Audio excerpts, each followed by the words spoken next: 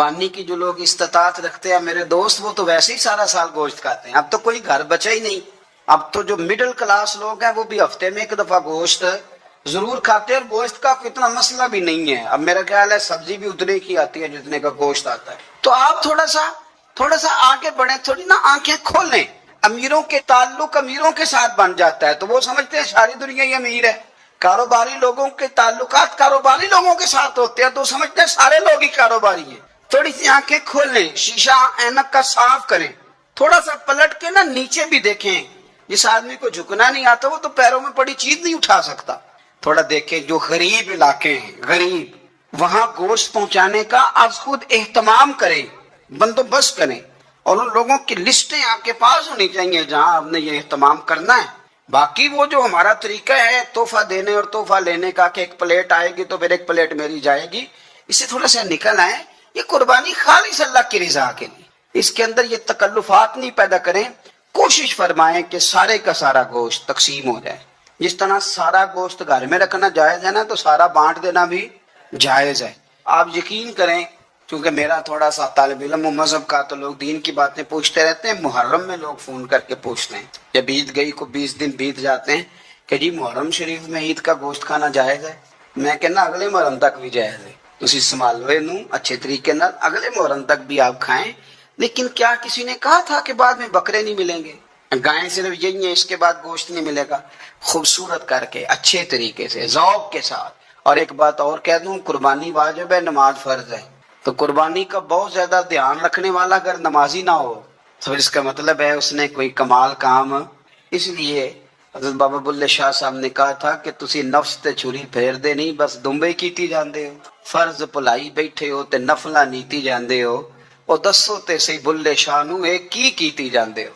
اللہ تبارک و تعالی نے قربانی کا عظیم تذکرہ فرمایا تو ارشاد فرمایا کہ ان صلاتی و نسکی و محیایا و مماتی. اے محبوب علیہ السلام، بے شک آپ یہ فرمائیں کہ بے شک میری نماز اور میری قربانیاں، بہت تفصیل میں ڈیٹیل میں جانے کی ضرورت نہیں. قرآن مجید نے مختصر بات کی کہ میرا جینا بھی اور میرا دنیا سے جانا بھی، نماز بھی، قربانی بھی، جینا بھی، مرنا بھی. اب اس اجمال نے ساری تفصیلوں کو اپنے اندر بند کر دی. جتنی تفاصیل قربانی کے بارے میں، راہ خدا میں دینے کے بارے میں ہو سکتی تھی، وہ ساری اس آیت نے بند کر دی، بات ختم کر دی. بے شک میری نماز، میری قربانی، میرا جینا، میرا مرنا للہ رب العالمین، اس رب کے لیے ہے جو تمام جہانوں کو پالنے والا ہے. رضائے الہی میں کیا دینا ہے، کیا رکھنا ہے، بات کو سمیٹ کے رکھ دیا. فرمایا جینا بھی اللہ کے لیے ہے، مرنا بھی اللہ کے لیے. قربانی کا مفہوم صرف اتنا نہ سمجھے، اس کا فلسفہ سمجھے. قربانی کا مفہوم صرف اتنا نہیں ہے کہ آپ نے ایک جانور خرید لیا تو آپ نے اس کو ذبح کر دیا. قربانی کا مفہوم یہ ہے کہ اللہ کی رضا کے لیے قربانی کرنی. اس ذات کی بلندی کو دیکھیں، اس کے مقام کو دیکھیں، اس کے مرتبے کو دیکھیں، پھر اس کی عطاؤں کو دیکھیں، پھر ہمارے بن مانگے اس نے ہمیں کیا کچھ دیا، اس کے نوازنے کو دیکھیں. میرا جو دوست مجھے زیادہ پیارا ہوتا ہے، اس کے گھر میں سادے شاپر میں سوٹ نہیں لے کے جاتا، میں اس کو منگاتا ہوں، گفٹ پیک میں بند کرتا ہوں، ساتھ ایک مٹھائی کا ڈبہ رکھتا ہوں، اس کو اچھے انداز میں لے کر کے جاتا ہوں کیونکہ مجھے پیارا ہے اور اب اس کی ادب آداب کا خیال کرتا ہوں. تو آپ اس بات کو اچھے طریقے سے سمجھ لیں کہ قربانی کا مفہوم جانور کو ذبح کر دینا نہیں. قربانی کا مفہوم تو رب کی رضا کو پانے کا نام ہے، اللہ کی رضا کو پانا ہے. وہ کتنا اعلیٰ ہے، تو جب اس کی بارگاہ میں تحفہ بھیجنا ہے تو پھر آپ نے جانور کو پیش نظر نہیں رکھنا، پھر تو آپ نے اس مالک کو پیش نظر رکھنا ہے کہ جس کے شایان شان ہم کچھ پیش کرنے کی صلاحیت اور قابلیت نہیں رکھتے. تو اللہ کی ذات کے شایان شان دیکھیں نا، قرآن مجید نے ایک سوچ ہمارے ذہنوں میں پیدا کی. فرمایا اگر تم چاہتے ہو نا کہ تمہیں بھلائی ملے اور تم درجہ ابرار میں داخل ہو جاؤ، ان الابرار لفی نعیم، وہ ابرار جنہیں اللہ جنت میں داخل کرے گا، تم بر تک پہنچ جاؤ، تو پھر فرمایا لن تنالوا البر حتی تنفقوا مما تحبون. فرمایا تم ہرگز بھلائی کو نہیں پہنچ سکتے جب تک اپنی پیاری چیز راہ خدا میں خرچ نہ کرو. مما تحبون، یعنی وہ شے جس سے تمہیں پہلے پیار ہو جائے، جس سے پہلے تمہیں محبت ہو جائے، جو تمہاری پیاری ہو، وہ تم راہ خدا میں آپ اس مفہوم کو اچھے طریقے سے ذہن میں ہم لوگ کیا کرتے ہیں، ایک جانور لینا ہے، بس ٹھیک ہے جی مناسب مل گیا تھا ذبح کر دیا۔ آپ اس کیفیت کو تو سمجھیں کہ یہ تحفہ کسی معمولی آدمی کو نہیں دینا، یہ رب کریم کی بارگاہ میں پیش کرنا۔ آپ ناراض نہ ہو تو ہم تو معاذ اللہ قربانی کے موقع پر بھی جوے کا انتظار کرتے ہیں، آخری دن دیکھوں گا جوا چڑھ گیا دب گیا، اگر تو جانور بڑا نیچے گر گیا تو موج بن گئی، مثلا کیا ہو جائے گا، 20,000 سستا ہو جائے گا کیا؟ تو آپ کا یہ نفع نہیں کہ اللہ کی رضا کے لیے 20,000 اور زیادہ لگ جائے اللہ کے رستے میں۔ وہ جو سٹیٹس تھا نا رب کی رضا کے لیے دینے کا، اپنی پیاری چیز مما تحبون، اور اس کے تحت ہمارے مفسرین نے لکھا اس سے مراد صرف مال دینا نہیں کہ کوئی بندہ سمجھے صرف مال دوں گا تو نیکی تک پہنچ جاؤں گا۔ وہ کہتے ہیں اگر تجھے برادری پیاری ہے تو برادری قربان کر مصطفیٰ کے نام پر، اگر تجھے عہدہ پیارا ہے تو اپنا عہدہ قربان کر نبی پاک کے نام پر، اگر تجھے علاقہ پیارا ہے تو ہجرت کر رسول اللہ کے نام پر، اور اگر تجھے اپنی ذات پیاری ہے، اگر تجھے اپنا آپ پیارا ہے تو جان پاویں نہ جان میرے محبوبہ، میں تے لگیاں توڑ نبھیساں، راہ تیرے وچ رول کے مرساں، تے قدم نہ پیچھا ہٹے ساں، سجنا جان امانت تیری، تو جدو منگ سے میں پیش کرے سا، جان امانت تیری جدو منگ سے میں پیش۔ ہمارا جو معیار بنے نا اللہ کے رستے میں دینے کا وہ بڑا کمزور ہے، اس میں لطف نہیں، اس میں حضرت عبداللہ ابن عمر، یہ سادی باتیں ہیں پر اس کے کبھی حسن کو سمجھیں۔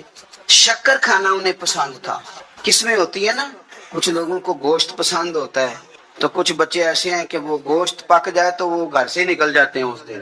حضرت کو شکر بڑی پسند تھی تو شکر کی بوریاں منگاتے تھے اور وہ منگا کے اللہ کے رستے میں خیرات کرتے۔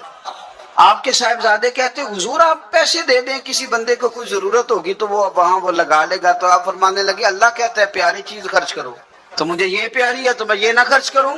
جو چیز آپ کی محبوب ہے، جو آپ کو جان سے عزیز ہے، جس سے آپ کو دلچسپی ہے، وہ جب آپ اللہ کے رستے میں دیتے ہیں تو پھر آپ یؤمنون بالغیب کی ایک بڑی خوبصورت تفسیر بن جاتے کہ آپ نے تحفہ سجا کے سوار کے نکھار کے خوشبو لگا کے اچھی پیکنگ میں آپ نے اپنے مالک کے حضور پیش کیا۔ تو رب کریم نے فرشتوں سے فرمایا کہ واتخذ اللہ ابراہیم خلیلا، ابراہیم میرا دوست ہے۔ تو فرشتے کہنے لگے یا اللہ جسے اتنا کچھ دیا جائے اس نے دوست تو بننا ہی ہوتا ہے، تو نوازا ہی بڑا ہے، اتنا مال، اتنے کھیت کھلیان، اتنا کچھ۔ اللہ کریم نے فرمایا جاؤ آزمائش کر لو، امتحان لے لو۔ فرشتہ امتحان لینے پہنچ گیا، حضرت ابراہیم کے جانور چر رہے ہیں چراگاہ میں، حضرت ابراہیم بھی ہیں، غلام بھی ہیں، بہت بڑا ریوڑ ہے، آپ تشریف فرمائے۔ ایک فرشتہ آیا تو کھیت میں چھپ کے بیٹھ گیا اور بلند آواز سے کہنے لگا سبحان اللہ والحمد للہ ولا الہ الا اللہ واللہ۔ یہ تسبیح بڑی پسند ہے، محبوب نے ان کی فضیلت بیان کی۔ اب وہ حضرت سیدنا ابراہیم علیہ السلام کھڑے تھے تو وہ کھیت میں بیٹھ کے تسبیح پڑھنے لگا سبحان اللہ والحمد للہ ولا الہ الا اللہ۔ حضرت ابراہیم کہنے لگے یہ میرے رب کا نام کون لے رہا ہے، بڑی اس کی میٹھی آواز ہے، بڑی کون ہے؟ ڈھونڈنے لگے، گھومتے گھومتے اس کے پاس چلے گئے، فرشتہ انسانی شکل میں، تو میرے رب کا ذکر کر رہا تھا؟ اس نے کہا میں ہی کر رہا تھا۔ فرمانے لگے یار ایک دفعہ پھر نہیں کرتا؟ تو کہنے لگا ابراہیم پہلے تو میں اپنی مرضی سے کر رہا تھا، تو کہتا ہے تو پیسے لگیں گے، پیسے ہیں تو کر دیتا ہوں۔ حضرت ابراہیم کہنے لگے بول تو کیا لے گا، میرے اللہ کا ذکر سنانے کا کیا لے گا؟ کہنے لگا جتنی بکریاں آپ چرا رہے ہیں ساری دے دے تو میں اللہ کا ذکر سنا دیتا ہوں۔ آپ نے فرمایا بس جا تیری ساری ہوئی، میرے رب کا ذکر سنا۔ اور پھر شروع ہو گیا سبحان اللہ الحمد للہ ولا الہ الا اللہ واللہ اکبر۔ حضرت ابراہیم علیہ السلام کیف میں یار پھر ذرا سنا، نہ علما وچ پھسا سانو، تو یار دی گل سنا سانو، ذرا دوبارہ سنا۔ میں پھر سنایا، ایک دفعہ پھر کہا، فرشتہ کہنے لگا بس جی آپ کے پیسے پورے ہو گئے۔ حضرت ابراہیم کہنے لگے چل ایک دفعہ اور سنا۔ کہنے لگا پیسے لگیں گے، تو کیا لے گا؟ کہنے لگا گائے بھینسیں ساری میری۔ فرمایا بس یار اتنی قیمت، تو سنا صحیح، سارا کچھ ہی تیرا۔ پھر شروع ہو گیا سبحان اللہ والحمد للہ ولا الہ الا اللہ واللہ اکبر۔ گائیں دے دی، بھینسیں دے دی، وہ ذکر سناتا ہے۔ حضرت ابراہیم کبھی مچلتے ہیں، کبھی روتے ہیں، کبھی آہیں بھرتے ہیں، تو میرے رب کا نام لے رہا ہے، ذرا پھر سے لے، کیف جاری ہے۔ کہنے لگا بس بھائی. حضرت ابراہیم فرمانے لگے تو اور لے لے جو لینا ہے, مجھے ذکر سنا. اس نے کہا ابراہیم بکریاں میں لے چکا, گائے بھینسیں میں لے چکا, اونٹ رہ گئے, سارے لے لوں گا پھر ذکر سناؤں گا. فرمایا جا تیرا ہوا تو ذکر سناتا رہ, میں دیتا ہوں. دے دیا, کچھ دیر ذکر کیا تو اب خاموش ہو گیا. حضرت ابراہیم خلیل اللہ علیہ السلام فرمانے لگے ذکر سنا. کہنے لگا ابراہیم اب تیرے پاس دینے کو کیا ہے, ہر چیز تو میں لے چکا. آپ فرمانے لگے یہ گائے بھینسیں بکریاں چرانے کے لیے تجھے کوئی نوکر ملازم بھی تو چاہیے نا, تو اس طرح کر مجھے رکھ لے, میں روٹی نہیں مانگوں گا, کھانا نہیں مانگوں گا, تو اللہ کا ذکر سناتا رہنا, میں تیرے جانوروں کی نوکری کرتا رہوں گا. حضرت ابراہیم علیہ السلام نے جب یہ کہا نا, فرشتے کی آنکھوں میں آنسو آ گئے. تر دامنی پہ شیخ ہماری نہ جائیے, ہم دامن نچوڑ دیں تو فرشتے وضو کریں. فرشتہ رو پڑا اور کہنے لگا ابراہیم مجھے سینے سے لگاؤ, آپ واقعی اس قابل ہے کہ اللہ آپ کو اپنا دوست بنائے, واقعی اس قابل ہے کہ رب آپ کو اپنا. حضرت ابراہیم علیہ السلام کا خدا سے محبت کرنے کا نرالا انداز. اور میرے بھائی یہی محبت انہیں میرے مصطفیٰ سے بھی تھی. ایک نبی گھر بنا رہا ہے, دوسرا بنوا رہا ہے. حضرت اسماعیل علیہ السلام پتھر اٹھا اٹھا کے لا رہے ہیں, جناب ابراہیم بنا رہے ہیں.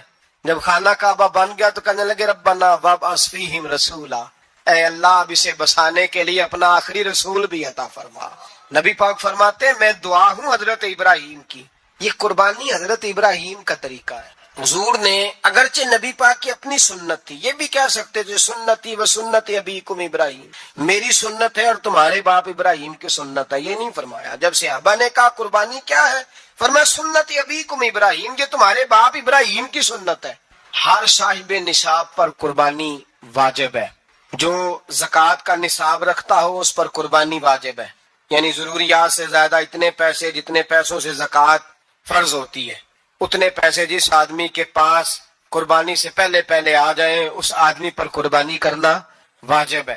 بکرا, چھترا, دمبا 1 سال کا یا دمبا 6 مہینے کا ہو پر اتنا بڑا محسوس ہوتا ہو کہ لگے کہ 1 سال کا ہے, اس کی قربانی ہو سکتی ہے. جانور میں کوئی عیب نہیں ہونا چاہیے, اتنا کمزور نہ ہو کہ ذبح جہاں اسے کرنا ہے وہاں وہ چل کے جا نہ سکے, اتنا کمزور جانور نہ ہو, اس کے اندر بظاہر کوئی اتنا بڑا نقص نہ پایا جاتا ہو, کانا نہ ہو, لنگڑا نہ ہو, کوئی اس کی ہاتھ نہ کٹے ہوئے ہوں, ایسا نقص جو واضح ہو. بکرا 1 سال کا, گائے اور بھینس یہ 2 سال کی, اونٹ 5 سال کا. اب اس میں یہ ہے کہ ہمارے بہت سارے دوست چونکہ ہم دیہاتی لوگ ہیں تو پوچھتے ہیں کہ دوندا نہیں ہے تو چوگا نہیں ہے, تو یہ ہماری پنجابی کی اصطلاحات ہیں. پنجابی کی شریعت اسلامیہ نے سال بتائے ہیں, یہ تو ہم نے اپنی آسانی کے لیے, یا دیہاتوں میں جو ماحول تھا اس طرح کا جانور لیں, خوبصورت جانور لیں. جو نصاب ہے وہ بھی میں نے آپ کو بتایا, لیکن ایک اور پہلو بھی ہے. نبی پاک صلی اللہ علیہ وسلم پہ زکوٰۃ کبھی فرض نہیں ہوئی, کبھی حضور پہ زکوٰۃ فرض نہیں ہوئی. نبی پاک صلی اللہ علیہ وسلم کے پاس اتنا سرمایہ کبھی اکٹھا ہوا ہی نہیں کہ زکوٰۃ فرض ہو. لیکن نبی پاک کے صحابہ فرماتے ہیں کہ مدینے کے 10 سالوں میں اللہ کے رسول نے ہر سال قربانی فرمائی ہے, ہر سال قربانی دی. اور جس سال حضور حج کرنے گئے اس سال اللہ کے نبی نے 63 اونٹ ذبح فرمائے. اور حضور صلی اللہ علیہ وسلم جب اونٹ ذبح کرنے لگتے نا تو صحابہ کہتے ہیں اونٹ خود دوڑ کے حضور کے سامنے آ کے لیٹ جاتا, اور نبی پاک اسے ذبح کرتے اور فرماتے ہیں ایک دوسرے کو دھکے دیتے اونٹ کے, پہلے میں نے جانا ہے ذبح ہونے کے لیے, پہلے میں نے, انہیں پتا تھا کہ جو مصطفیٰ کے ہاتھوں ذبح ہوگا وہ تو دائمی زندگی پا جائے گا, یہاں بھی وہاں بھی زندہ. 63 اونٹ ذبح کیے. ایک اونٹ میں کتنی قربانیاں ہوتی ہیں؟ 7. اب 63 کو 7 سے ضرب دو گے تو کتنی بنے گی؟ اور پھر نبی پاک صلی اللہ علیہ وسلم نے 10 سال مدینہ منورہ میں قربانی دی, ہر سال. اب وہ 63 اونٹ, ایک اونٹ میں 7 قربانیاں, ہر سال 11 قربانی. اور مولا علی شیر خدا فرماتے ہیں نبی پاک 2 قربانیاں دیتے. میں نے کہا حضور 2 جانور ذبح کر رہے ہیں آپ, تو حضور نے فرمایا ایک میری طرف سے ایک میری امت کی طرف سے, غریبوں کی طرف سے. اور حضرت علی کو حضور نے وصیت فرمائی تو 2 دیا کرے گا. یا رسول اللہ صلی اللہ علیہ وسلم میں غلام ہوں, خادم ہوں. حضور نے فرمایا علی ایک تو نے اپنی دینی ہے, ایک میری طرف سے دینی ہے. 2 قربانیاں. مولا علی نے بھی ساری زندگی 2 قربانیاں دی. حضرت علی بھی مال کے نصاب نہیں تھے, اپنا مکان ہی نہیں تھا, کوئی کاروبار نہیں تھا, کئی دن فاقے رہتے تھے, پر قربانیاں کتنی دیتے تھے؟ 2. ہمارے پاس ویسے اگر سسرال میں میکے میں کزنوں میں کوئی شادی ہو جائے تو 50-60 ہزار کا خرچہ برابر ہے، وہ پکا ہے. اور قربانی کی باری غریب ہو گئے، سارے غریب ہو گئے. کہتے نہیں یہاں مشکل ہے. او خدا کے بندے، اللہ کے ساتھ تجارت کر، اس کے راستے میں 1 دے گا، رب تجھے 70 گنا اضافہ کے ساتھ عطا فرمائے گا. قربانی مال کے نصاب پہ ہے. کوشش کیا کریں کہ اللہ کے راستے میں جب دینا ہو پھر لیت اللہ سے بچیں. خوبصورت جانور لائیں جن کو اللہ نے توفیق دی ہے. ان کے لیے نصیحت ہے جن کو اللہ نے توفیق دی. میں نے اپنے حضرت صاحب کو دیکھا ہے، وہ کہتے تھے کئی جانور اللہ نے بڑا نوازا ہے. کہتے ایک میرا ہے، ایک میرے ماں کا، ایک میرے باپ کا ہے، ایک میرے فلاں استاد صاحب کا، ایک میرے پیر صاحب کا ہے. یہ جانور غوث اعظم جیلانی کا نام کا دے رہا ہوں. اور پھر ایک بڑا خوبصورت جانور بندہ ہوتا اور حضرت خود ان کو چارہ ڈال رہے ہوتے تو حضور یہ کیا ہے؟ فرمانے لگے یہ میں رسول اللہ کے نام پہ قربان کروں. حضرت ابراہیم کی قربانی بھی قرآن نے بیان کی. بات کہاں سے شروع ہوئی؟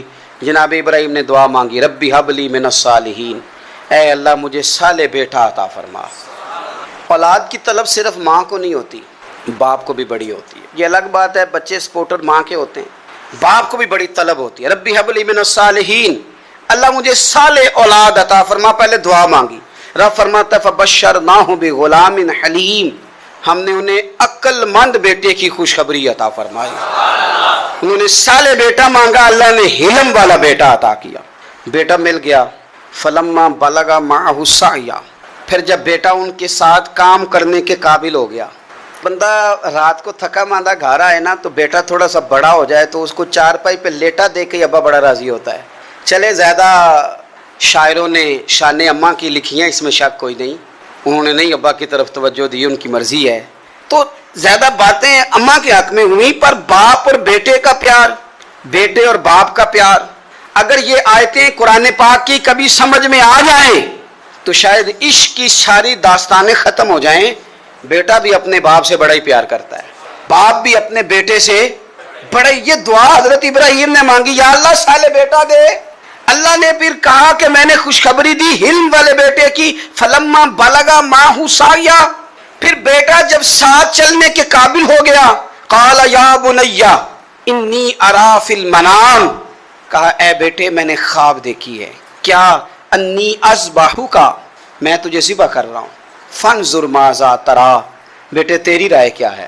میں نے خواب دیکھ لی ہے، میں ذبح کر رہا ہوں، تو اپنی رائے بتا. رائے اس لیے نہیں پوچھی کہ اگر وہ کہیں گے نہ ذبح کرو تو نہیں کریں گے. رائے اس لیے پوچھی ہے کہ لوگوں کو پتہ چلے کہ جس پتر کی تربیت حضرت ہاجرہ نے کی ہے اور جس کی رگوں میں حضرت ابراہیم خلیل کا خون ہے اور جس کی پیشانی میں نور محمدی چمکتا ہے صلی اللہ تعالی علیہ وسلم، ان کے خیالات کیا ہیں پتہ چلے. اور یہ پوچھا بھی اس لیے تاکہ لوگوں کو سمجھ آ جائے کہ اگر حضرت ابراہیم ذبح کرنے کو تیار تھے تو جناب اسماعیل ذبح ہونے کو تیار. لوگوں کی سمجھ میں بات آ جائے. فانظر ماذا تری، تیری کیا رائے ہے؟ قربان جائیں. یہ بھی انداز ہے بیٹے کا باپ کے ساتھ. یہ نہیں کہا کہ ابا جی ذبح کر دیں آپ، یہ نہیں کہا. قالا یا ابت افعل ما تؤمر، کہا ہے ابا جی آپ کریں وہ جس کا آپ کو حکم دیا جا رہا ہے. رب جو کہتا ہے نا آپ وہ میرے ساتھ کر دیں. اگر اللہ کہتا ہے ذبح کریں تو ذبح کر دیں، اگر وہ فرماتا ہے اس کے ٹکڑے ٹکڑے کریں تو ٹکڑے ٹکڑے کر دیں. جو رب کہتا ہے وہ کریں. مجھے آپ انشاءاللہ صبر کرنے والوں میں سے پائیں گے. کریں، میں تیار ہوں، کریں. بیٹا ہے.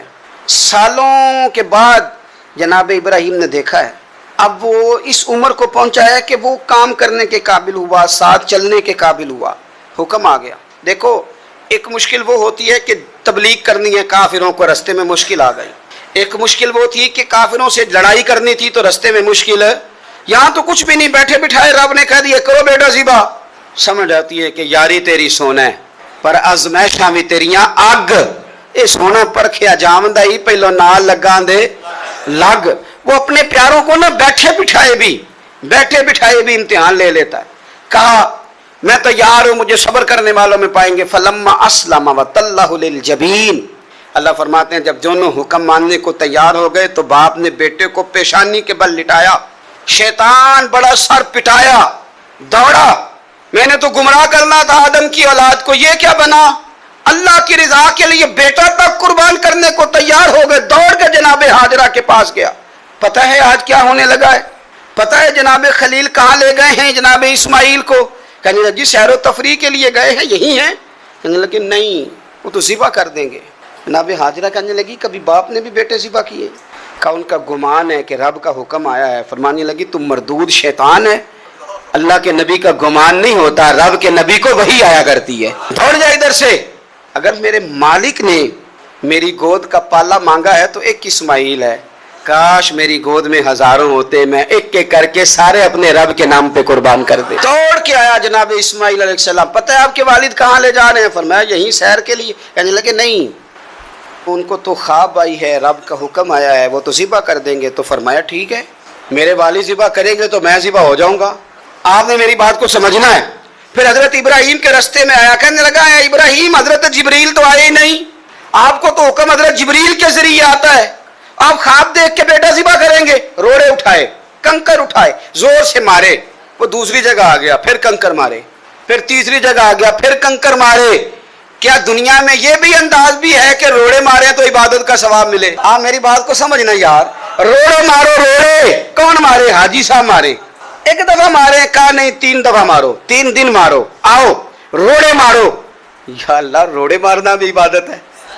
पत्थर मारे, कंकर मारे, फरमाया मारो ना, तुम्हें पता नहीं ना कि वो जायका कितना है जब मेरे खलील ने मेरी खातर रोड़े मारे थे, मेरी खातर रोड़े। रोड़े मारना भी इबादत करार दे दिया। सहाबा ने पूछा या रसूल अल्लाह, ये जो हम कंकर मारते हैं जमरात को, इसका भी सवाब है?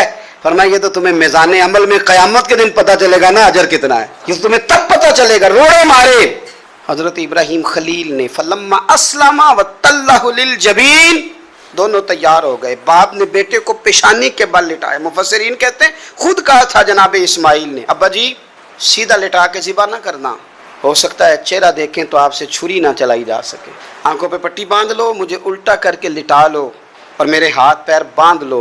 बेटे वो क्यों? कहा आप वालिद ही नहीं पैगंबर भी है, पैगंबर भी जद्दुल अंबिया अबुल अंबिया इब्राहिम खलील। ऐसा ना हो कि मैं मौत आते वक्त तड़पूं तो कुछ खून उड़े, तो मैं अल्लाह के नबी की बेअदबी नहीं करना चाहता, मुझे ज़रा बांध ले। बाप ने बेटे को बांधा, छुरी पकड़ ली और गर्दन पे चलाई। फलम्मा अस्लमा व तल्लहु लिल जबीन, आप कभी मज़ा तो ले इन आयतों का। दोनों तैयार हो गए, बाप ने बेटे को गर्दन के बल लिटा लिया। वनादैनाहु अन या इब्राहिम, रब फरमाते हैं हमने आवाज़ दी ए इब्राहिम। आप कभी देखे कोई बंदा काम कर रहा हो तो पीछे से कोई देखने वाला आवाज, ओ ठहरना ठहरना ठहरना, जरा मजा ले। वनादैनाहु अन या इब्राहिम, अल्लाह फरमाते हैं हमने आवाज दी ए इब्राहिम, कद सदकता रुया, आपने तो ख्वाब सच कर दिखाया है। ए इब्राहिम आपने तो ख्वाब सच कर दिखाया। इन्ना कज़ालिका नजज़िल मुहसिनीन, हम इसी तरह नेकों को बदला देते हैं। इन्ना हाज़ा लहुवल बलाउल मुबीन, बेशक ये बड़ी आजमाइश थी, बेशक ये खुली आजमाइश थी। मैंने कहा था कुरान की आयतों का भी मजा लिया करें, ये खुली आजमाइश थी। जब आजमाइश लेने वाला कहता है आजमाइश खुली थी और देने वाले ने सच कर दिखाई, तो फिर हजरत इब्राहिम की शान देखी ना कितनी बुलंद है। लेने वाला कहता है आजमाइश खुली थी। वफदैनाहु बिज़िब्हिन अज़ीम, और हमने उन्हें बचा लिया फिदिये में अजीम ज़बीहा देकर। अल्लाह ने ना फिर दुम्बा भेजा जन्नत से। हजरत इब्राहिम ने छुरी चला दी थी, रोकी कोई नहीं, छुरी चला दी और जब बुरी तरह ज़िबा हो गया तो आंखें खोली तो आपने देखा कि नीचे दुम्बा ज़िबा हुआ पड़ा है और जनाब इस्माइल दूर खड़े मुस्कुरा रहे हैं। तो हजरत इब्राहिम की जुबान से निकला अल्लाहु अकबर, अल्लाहु अकबर। आपकी बात सुन के जनाब इस्माइल भी पुकारे अल्लाहु अकबर, अल्लाहु अकबर। ये लफ्ज़ सुने तो हजरत जिब्रील बोले, कहने लगे ला इलाहा इल्लल्लाहु वल्लाहु अकबर। जब उन्होंने ये कहा तो हजरत सैयदना इब्राहिम फिर बोले, कहने लगे अल्लाहु अकबर वलिल्लाहिल हम्द। अल्लाह को ये लफ्ज़ भी बड़े प्यारे आए। फरमाया पढ़ो ना, 9 ज़िलहज की फजर से लेकर 13 तक पढ़ो ना जरा सारे, अल्लाहु अकबर, अल्लाहु अकबर, ला इलाहा इल्लल्लाहु वल्लाहु अकबर, अल्लाहु अकबर वलिल्लाहिल हम्द।